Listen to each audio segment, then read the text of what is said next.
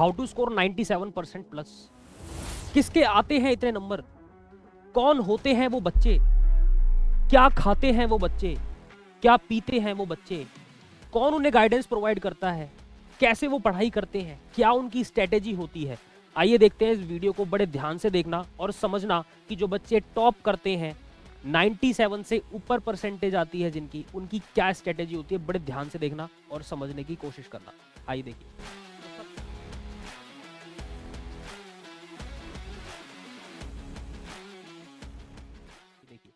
तो सबसे पहली चीज है बेटा improper time management for subject. आप किसी एक स्पेसिफिक सब्जेक्ट को बहुत ज्यादा प्रेफरेंस देते हो और उसी में ज्यादा टाइम वेस्ट करते हो। लाइक सेशन की शुरुआत हुई, अकाउंट्स में बड़ा मजा आ रहा है, खाली टाइम मिला अकाउंट्स ही प्रैक्टिस कर रहे हैं। उसके अलावा दूसरे सब्जेक्ट्स भी हैं, इकोनॉमिक्स है, बिजनेस स्टडीज है, मैथमेटिक्स जिसमें सबसे ज्यादा प्रैक्टिस की रिक्वायरमेंट है। याद रखिए हर सब्जेक्ट 100 मार्क्स का है, आपको इक्वल वेटेज है, इक्वल वेटेज के हिसाब से इक्वल आपको टाइम देना पड़ेगा, सब पर फोकस करने की रिक्वायरमेंट है। सेकेंड थिंग, आप चीजों को समझ लेते हो, उसके बाद खुद बताओ कि कितनी हैंड रिटन प्रैक्टिस करते हो, कितना कॉन्सेप्ट्स को लिख कर देखते हो, कितना एग्जाम्पल्स को लिख कर देखते हो, कितने क्वेश्चन पेपर्स खुद हाथों से सॉल्व करते हो या फिर ज्यादा वर्बली या ओरली सॉल्व करते हो।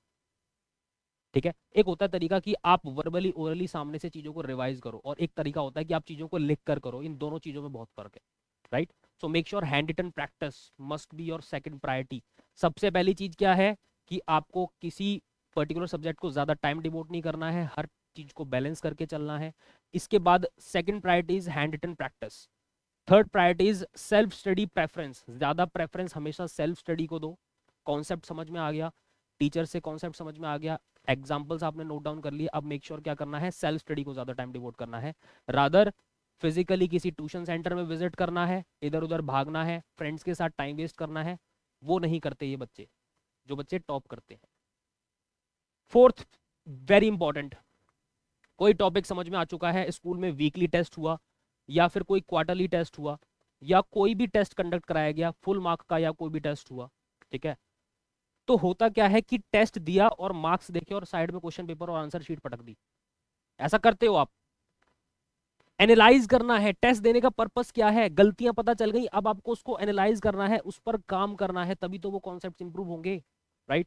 तो एनालिसिस इज वेरी इंपॉर्टेंट, मेरी बात को ध्यान से समझना बेटा, एनालिसिस इज वेरी इंपॉर्टेंट। कोई भी टेस्ट देते हो, कॉन्सेप्ट जो नहीं आ रहे हैं, जो वीक हैं, उनमें मार्क्स कटे हैं, उसको एनालाइज करो एंड मेक श्योर उस पर इंप्रूवमेंट के लिए काम करो। Fifth one is choice of content, very important. क्या पढ़ रहे हो, कहां से पढ़ रहे हो, बहुत इंपॉर्टेंट है।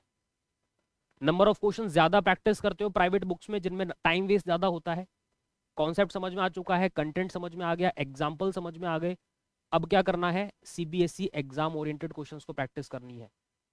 उसमें क्या क्या चीजें इन्वॉल्व हो सकती हैं सर? सीबीएसई के old previous year papers, NCERT के क्वेश्चन बहुत सिंपल होते हैं, उसको कर लो, ठीक है।